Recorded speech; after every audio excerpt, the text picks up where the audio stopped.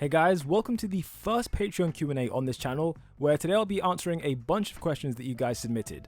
These Q&As will be happening around 2 times a month, possibly more if we get more and more patrons, so if you want to get your questions in for the next one, then just be sure to chip in on Patreon and support me in the transition to becoming a full-time content creator. You can support from as small as $2 a month, so if you want to get involved, then click the link in my description or my pinned comment. I want these videos to be more of a conversation than my regular content, so I intentionally didn't look at the vast majority of these questions just so that I could give you like my initial immediate reaction. But with that said, be sure to subscribe and let's get into it. The first question comes from Kronos GW, who asks, how hurt is Hawks right now?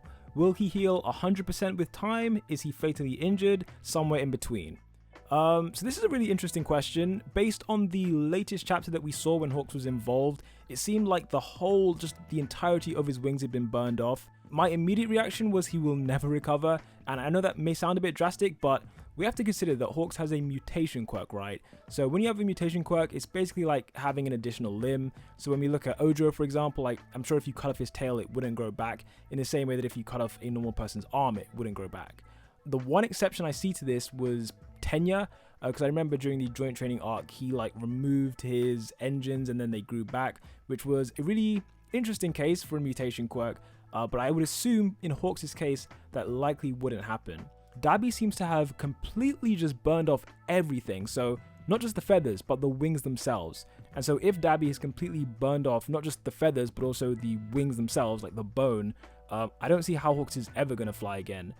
And just to back that up a little bit more, Tokiyami, when he arrived to help Hawks, he, I think it was Dark Shadow, did in fact say that everything was gone. Just his whole back had been burnt up. So Dabi really didn't, show Hawks any mercy. In answer to your main question, like I said, I do not think Hawks is going to be coming back. His quirk is going to be coming back, unless there's some incredible plot armor that's about to just appear out of nowhere. Or potentially Eri, she's the go-to for, if we ever have a problem like this, it's always, oh yeah, Eri can fix it. So yeah, maybe Eri will come in at some point, but naturally, I do not see Hawks' wings growing back. I'll be very surprised if that happens, but obviously, I'll be happy if it happens because I do like Hawks a lot. The next question comes from another Pointless, who says, any recommendations on anime you're watching or manga you're reading? So yeah, I have quite a few recommendations actually. The main thing that comes to mind was Dr. Stone. I watched the first season of that, and I say this with no reservation, it was the first anime I've ever watched that actually made me shed like real tears. That season finale, man, oh my god, it was just amazing. So yeah, I really like Dr. Stone a lot, and I plan, when I start doing this full time anyway, I plan to cover a lot more series, including Dr. Stone. But in terms of what I'm catching up on right now, I can recommend a few manga. So Mashal is a manga that I've been reading week to week, and I really like it. Time Paradox Ghostwriter as well, like that story is very, very interesting. I would definitely recommend it. Just to give you a really brief summary, it's about a guy who wants to be a mangaka, who's someone who illustrates manga, and everything's just been going wrong his whole life. And one day, something incredible happens, and the story just takes a crazy time travel turn. Honestly amazing. So I would recommend reading that, definitely. But in terms of what else I'm watching, JoJo's Bizarre Adventure is something that I've been watching recently. Everyone in my comments, like, I always see like people asking me if certain things were a JoJo reference, and I just want to reply like, no, it's not a JoJo reference because I've never seen it. I am watching it because everyone hypes it up a lot, and being completely honest, I'm really enjoying part 2. Part 1 was very bizarre, as you would expect, but I didn't really like part 1 as much. But part 2, I'm seriously enjoying it. This isn't spoilers because this has been out for like 8 years, I believe. But Caesar just died in part 2 where I'm at, and oh my god, that was heartbreaking. That was heartbreaking. If I was gonna cry, I would have cried at that. But yeah, I'm really enjoying JoJo's right now, and yeah, that's all I have for now. But I do have other series I'm planning to catch up on. For example, Demon Slayer. I watched the first episode of that, and I was reading it a little bit as well, but I put it on the back burner because it didn't hook me in the way I assumed it would because of all the hype. But I'll get back to it. Don't you worry. Steven Lopez asks, do you think Shigaraki will revive Twice? Quick answer to that, no, I don't think that will happen. Twice's death happened for a reason. Obviously, it's a great benefit for the heroes for him not to be in the game. And also, I think his death will cause Toga to take certain actions going into this next part of the arc. Because if you notice, as soon as Twice died, Toga went on a crazy rampage, killing a ton of heroes. So her demeanor has completely changed from one that's kind of like happy-go-lucky, you know, evil villain, to one that's like, I'm going to kill every hero I see, which is very different. So no, I think his death will remain permanent, and it's pretty necessary because the way Shigaraki is looking right now, I mean, if Twice did come back, Shigaraki, you know, you could have 2 Shigarakis or more. That would just be too overpowered. So it wouldn't be good. It wouldn't be good if that happened. And I don't even think Shigaraki has the capability to revive Twice. A resurrection quirk would be a bit too OP, especially considering all the ones he has. So yeah, I'm going to say no. Kronos GW says, I loved your video with Rico Fajardo. Is there any plans to land future guests? And if so, is there any update at this time as to who/when it might be? So yeah, first of all, thank you for watching that, because that was the longest video on my channel by a mile. But I really loved interviewing Rico. He's such a cool guy, as anyone who's seen the interview will know. I have a bit of a funny story about that. So when I initially messaged Rico on Twitter to say, like, do you want to do an interview? I literally like less than 1,000 subscribers, and he agreed to it. And I was not expecting that, because obviously, you know, less than 1,000 subscribers isn't really the biggest channel in the world. And he agreed to it. And then by the time we ended up getting around to it, the channel had 20,000 subscribers. It had been like a month and a half. And in that space of time, the channel just blew up. That whole month was just a crazy time of growth for the channel. But he's such a cool guy. In terms of who I'm looking to interview in the future, I do want to interview more people. In my head, I'm thinking probably Rico himself in the future, although I haven't asked him yet, but I'm sure in the future he'll be down. And I want to interview Zeno Robinson as well, the guy who voices Hawks in the English dub. He seems really cool on Twitter, and Hawks is just awesome. So those are 2 people I have in my mind for the future. Although in terms of when it might be, I'm thinking most likely earliest October 2020. If it's going to happen, I reckon I will lay the foundations for October or slightly later than that. But yeah, I'm excited to do it again for sure. Stephen Brinkley asks, knowing that it's virtually impossible to ever atone for the abuse of children, in spite of his redemption, is it likely that Endeavor will be killed? How do you see that going? I believe that Darby will kill him as his identity is revealed, and Shoto will be in proximity to witness the murder as Endeavor pays the ultimate price for his past. With Shoto growing an attachment to his redeemed father, do you think we will see a rage-induced Shoto, or a sympathetic one due to knowing Darby's identity and what he endured? That is a really good question. You know what? There's kind of 2 sides to this, because during the Endeavor agency arc, we saw what a great teacher Endeavor was, and I'm just thinking about when the villains win, because they are going to win. When the villains take over, Endeavor would be almost the perfect teacher for this next generation of pro heroes. So I think it would be quite important for Endeavor to survive. That said, the scenario that you presented with Endeavor being killed by Darby, and then Shoto witnessing it, that would be almost perfect. It would be almost poetic if that happened. One problem though, Darby in his current state cannot kill Endeavor. I'm just being straight up, like, those 2 go head to head, Endeavor is going to win every time. Darby just doesn't have the stamina, the durability within his own body to maintain that. So if my theory about him potentially getting a regeneration quirk from Shigaraki, if that happens, then yeah, sure, maybe Darby can win. But in ordinary circumstances, I do not see that happening. You could argue that because Endeavor has already been exhausted from fighting Shigaraki, and by the time Darby gets there, maybe Endeavor is just really worn out and Darby just kills him. That could happen, I suppose. That would be realistic. Shoto will be pissed off if Endeavor gets killed, and I don't think he's going to be sympathetic to Darby. I don't think so, because Darby is a villain. Darby kidnapped Bakugo. Darby, you know, even though Darby's his brother, Darby still tried to kill Shoto. Like, we forget, during the Forest Training Camp arc, Darby sent a blast of blue flames straight towards Deku, and Shoto was right there. He was mocking Shoto when he kidnapped Bakugo. So yeah, I don't think there's going to be any brotherly love there, especially as they probably were not that close. Another pointless asks, most likely hero or villain to die next, and how? So yeah, coming off the back of the last chapter, it would seem that Mina is in a bit of a tricky situation right now, right? She's charging headfirst at Gigantomachia. She's gonna throw the capsule in there to put him to sleep. And one thing I have to remind you guys, every time in this war arc, when it looks like the heroes are going to do something positive, it always flips around and turns into a negative, right? Every single time. Whether it's when they invaded the mansion, for several chapters it looked like it was going well until it wasn't. And with the invasion of Jakku Hospital, they get in there, it looks like they're going to stop Shigaraki. For a second it looked like Shigaraki was dead, and then oh crap, he's alive, he destroys a whole city. So like every time it looks positive, it always turns into a negative. So the fact that Mina is standing right in front of Gigantomachia, she's going to throw the capsule in, she's going to try and put him to sleep.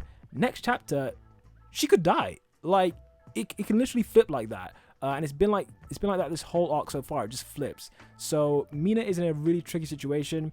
I hope she doesn't die, because she's a very important character to me. I mean, she's not like one of the main characters, but it would be very significant if she died of all students. If they kill someone irrelevant like Invisible Girl, I would not care. For the most part, I would not care. So yeah, I'm just gonna say Mina right now looks like she's on the chopping block. But if I had to pick someone else, maybe Aizawa. Although I actually don't think he's gonna die this arc, but the flags are there. If he was gonna die, it's all there. But I actually personally think he will not die, because people have died to save him, right? Cross died to save Aizawa, so to then kill Aizawa after that is kind of like, oh, okay, you've killed two people for no reason.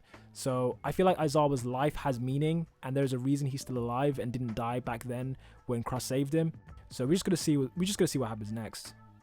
Chronos GW arcs.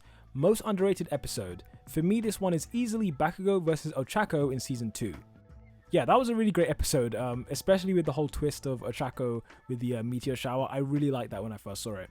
But no, in terms of my most underrated episode, it would have to be the one just before All Might and All For One start fighting again.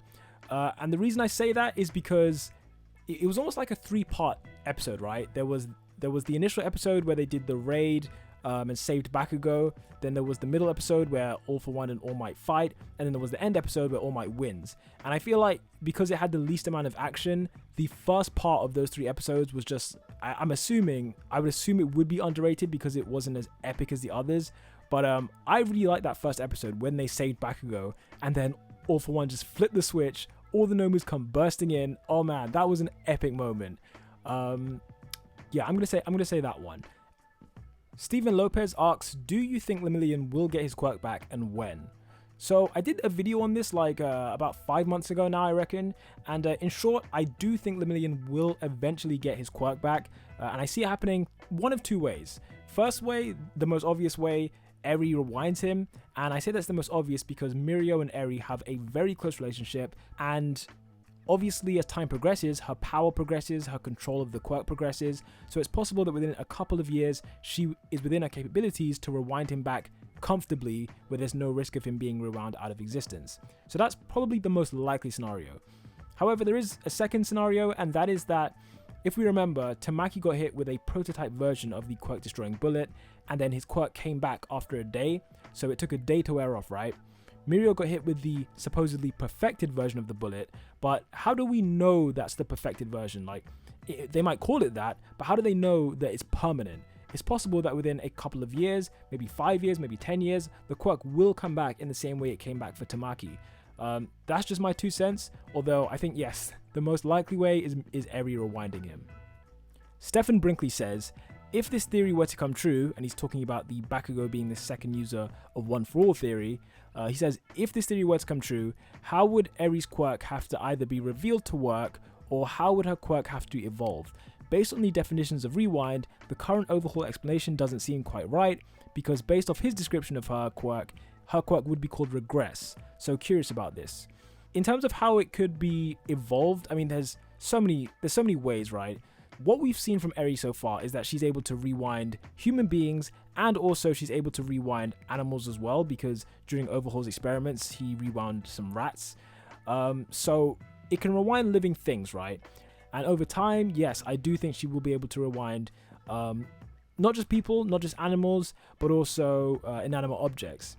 Now, the whole purpose of that Bakugo second user theory was that Eri gets trigger, and I guess the aim of that was that Eri could rewind literally space-time itself. So if you're standing there, she can literally rewind the space around you, essentially rewind that space, So when she's done, you're going to be in that same spot, just in a different time. That was the whole theory. In terms of how a quirk would have to evolve, well, training is the way that anyone's quirk evolves. Shigaraki's quirk didn't just evolve out of nowhere. He was battling Gigantomachia for a really long period of time, which then enabled him to, you know, grow his quirk. Same for the rest of the League of Villains, Toga as well. So with thorough training, Eri can potentially get to that level. Another pointless says, any further thoughts on Yue Traitor? I saw some theories about chapter 259 where you can't see Hagakure. She's invisible. Yeah, she is invisible. Maybe that's why. But then in chapter 264, you see the same group, but then she's there all of a sudden. I still think it's out of Hagakure or Koda. Interesting thought. You know what? If the Yue Traitor was someone like Hagakure, Invisible Girl, that would be really lame. I'm gonna be honest. That would be Horikoshi fumbling the bag right there, because if it's gonna be someone that we have virtually no emotional connection to, how is it gonna be of impact? It will be of impact to the students, sure, they'll be shocked, but like we as an audience, will we truly care if it's just an irrelevant side character? In my opinion, if it's gonna be a student, it has to be someone that we care about. So someone like, for example, Mina, someone who's, you know, we know them, we just don't see them all the time. I think it would have to be at the least someone like that. Koda, you know, Koda is just, we don't even see this man, so no. I think ultimately it will have to be someone that we have a connection to. When the Yue Traitor reveals their identity, it will be an iconic moment for the series, but hopefully made more iconic by the fact that it's a character we actually care about. Stefan Lopez asks, what's your favorite episode so far? That's a really hard question, man. You know what?